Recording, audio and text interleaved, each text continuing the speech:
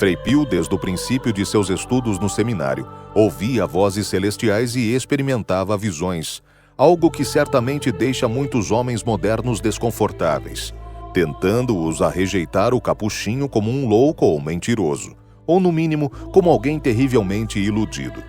Parece que de seu estudo de Santa Teresa, São João da Cruz e outros escritores místicos, Frei Pio aprendeu a distinguir entre 3 tipos de visões: a carnal, a imaginária e a intelectiva. Uma visão carnal é o que a maioria das pessoas tem em mente quando fala de uma visão.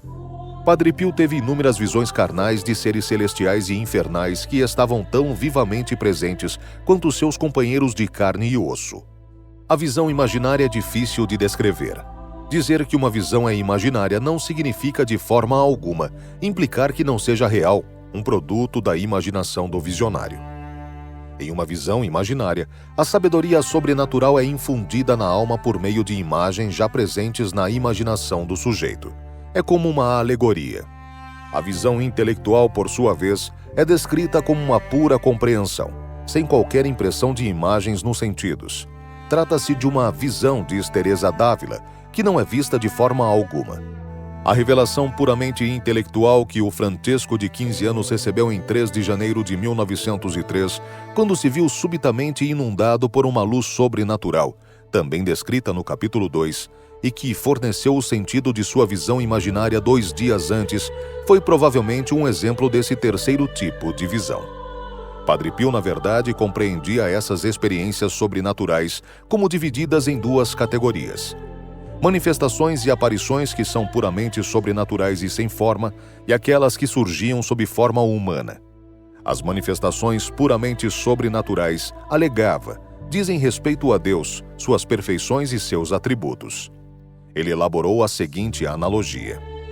Ao se referir às manifestações carnais ou humanas, Pio escreveu que são usualmente visões do Senhor em forma humana, na última ceia, no jardim do Getsemane, flagelado e amarrado a uma coluna, ou glorioso e resplandecente na ressurreição e na ascensão. Teve visões da Virgem Maria e outros seres celestes exaltados. O resultado dessas manifestações era uma grande e duradoura paz. Sinto-me poderosamente tomado por um desejo extremo de agradar a Deus, escreveu Pio. O Senhor, que me favoreceu com sua graça, faz com que eu olhe com imensa repugnância aquilo que não me ajuda a me aproximar de Deus. Padre Benedetto. Padre Pio tornou-se cada vez mais relutante em discutir seus segredos celestes.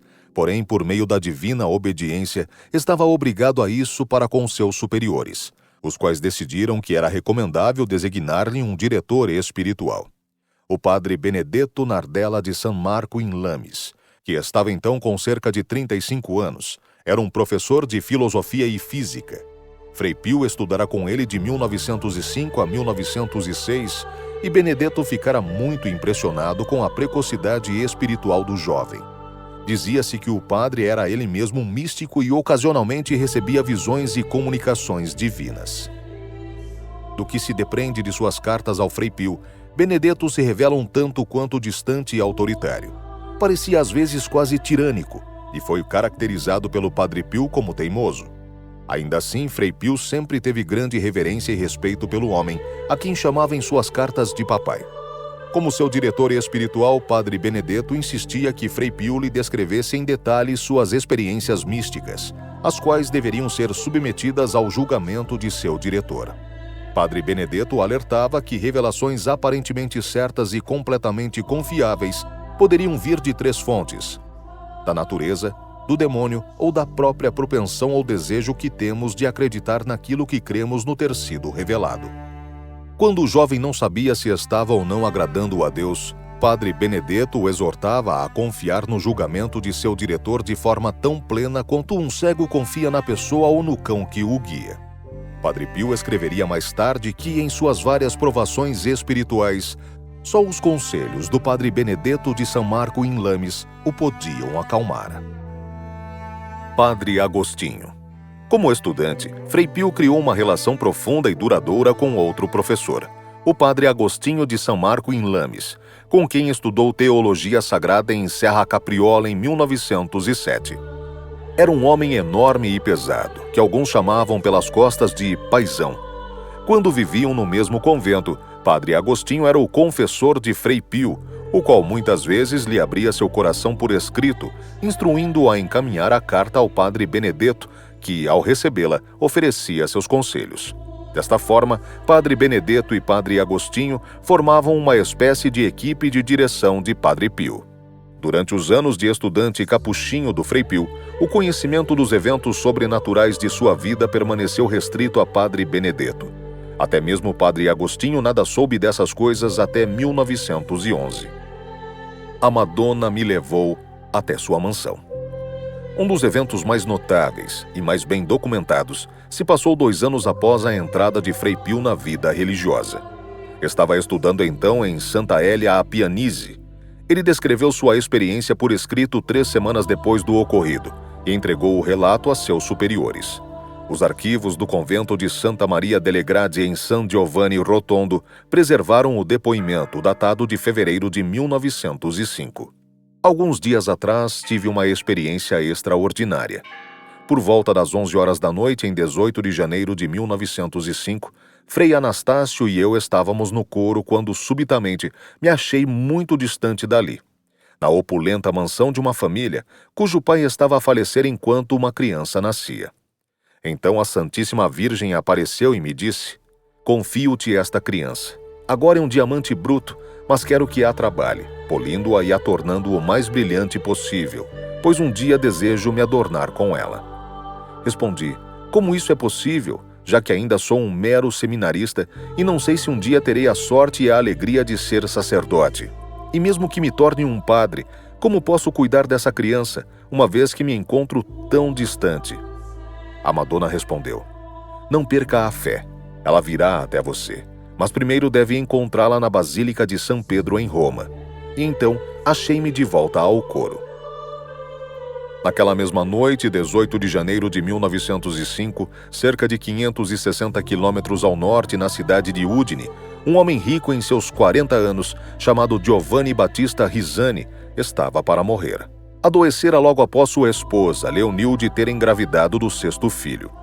Risani era um maçom fervoroso e não queria qualquer proximidade com a igreja ou com a religião. À medida que sua doença progredia, tornava-se ainda mais empedernido e proibiu expressamente sua esposa de convocar qualquer padre. Quando ficou claro que o fim estava próximo, seus amigos maçons cercavam a casa dia e noite para frustrar qualquer tentativa de algum padre ir ver o moribundo. Leonilde, uma cristã devota, rezou fervorosamente a Deus para que seu marido pudesse confiar no Senhor antes da morte. Por volta do momento em que Frei Pio teve sua experiência no coro em Santa Hélia a Pianise, Leonilde se encontrava ajoelhada em oração à beira do leito do marido, que agora estava em coma. Ela subitamente olhou para cima e viu um jovem. Reconheceu seu hábito capuchinho, mas não conseguiu enxergar muito bem o seu rosto. Assim que o viu, ele deixou o quarto. Leonilde levantou-se para segui-lo, mas ele parecia ter se desfeito no ar. Ela não teve tempo de tentar discernir uma explicação para a aparição e desaparição desse estranho jovem, pois o cão da família começou imediatamente a uivar. Um presságio de morte iminente, como então se acreditava. Incapaz de suportar os uivos, Leonilde decidiu ir até o jardim e soltar o cão. Antes de chegar à porta, no entanto, a angustiada senhora, então no 8º mês de gravidez, foi tomada pelas dores do parto. Ligou para o administrador dos negócios da família, que vivia no local, e pôde chegar a tempo de ajudá-la a dar à luz a uma bebezinha. Em poucos minutos, a mãe envolveu a criança em seus braços, depositou-a na cama e retornou para a companhia do marido. O administrador saiu pela porta e exigiu que os maçons permitissem a entrada do padre, que lutava para entrar, mesmo que estivessem procurando realizar a vontade de seu amigo, que se recusava a ver um padre, disse ele. Não tinham o direito de barrar a entrada do sacerdote, que batizaria um bebê prematuro. Eles cederam e o padre adentrou a casa. Assim que ingressou no quarto do doente, o moribundo abriu seus olhos, retomou a consciência por um breve momento, olhou para o padre e disse com clareza: meu Deus, perdoai-me." O padre pôde ministrar a extrema unção e o moribundo faleceu no dia seguinte. Para compreender completamente o que se passou em 1905, precisamos avançar até o ano de 1922. Após a morte de seu marido, Leonilde mudou-se para Roma com sua filha. No verão de 1922, Giovanna, a menina nascida na noite da morte de seu pai, encontrava-se na Basílica de São Pedro com uma amiga. Estava prestes a ingressar na universidade e muito confusa.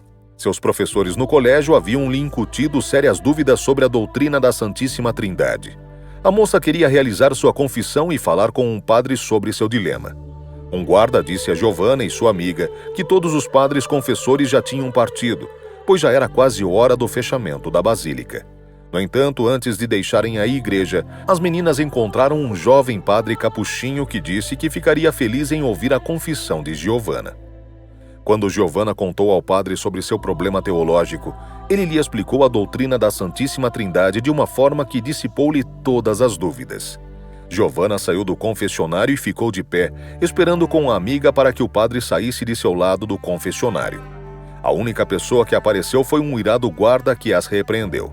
"O que estão fazendo aqui? Já fechamos a basílica. Vocês precisam sair. Voltem amanhã pela manhã e poderão se confessar." "Mas já fiz minha confissão", explicou-lhe Giovanna. "Estamos esperando que o padre saia do confessionário para que possamos beijar sua mão. É um padre capuchinho." O guarda foi até o confessionário e abriu a porta do compartimento do padre. "Vejam, senhoritas, não há ninguém aqui." "Ué, para onde foi?" exclamou Giovanna. "Ficamos de pé aqui vigiando e não o vimos sair." As garotas concordaram que não havia como o padre ter deixado o confessionário sem ser visto por elas. Naquele outono, Giovanna ingressou na universidade. Em algum momento do ano seguinte, lhe foi mostrada uma foto do Padre Pio, que já estava então se tornando conhecido na Itália, apesar de ela nunca ter ouvido falar a seu respeito. Pensou que ele se parecia com o padre capuchinho que encontrara em São Pedro, e se perguntou se não poderia ter sido realmente ele. Rejeitou a ideia e não pensou mais no assunto até o verão seguinte, quando decidiu visitar Padre Pio junto de sua tia e vários amigos. Era final de tarde quando, em meio a uma multidão de pessoas na sacristia da igreja, Giovanna teve seu primeiro vislumbre de Padre Pio.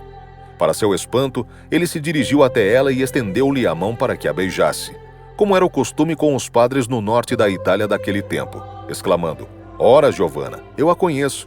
Você nasceu no dia em que seu pai faleceu." Giovanna ficou perplexa. Como aquele homem poderia saber de semelhante coisa?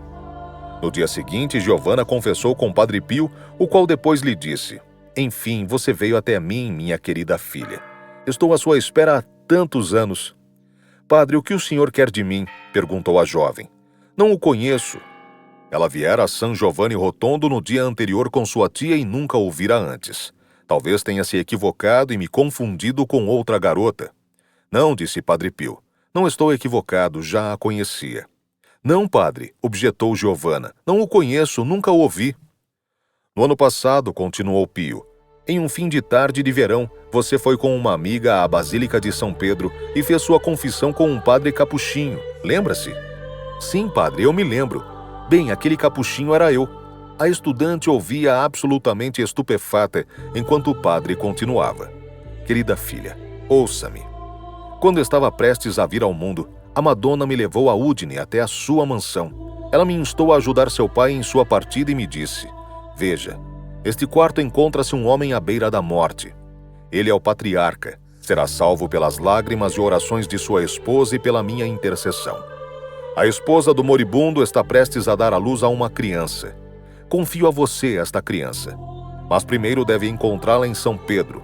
No último ano a encontrei em São Pedro e agora você veio até San Giovanni Rotondo por conta própria, sem que eu a mandasse chamar. E agora deixe que eu cuide de sua alma, como a Senhora Celestial o deseja."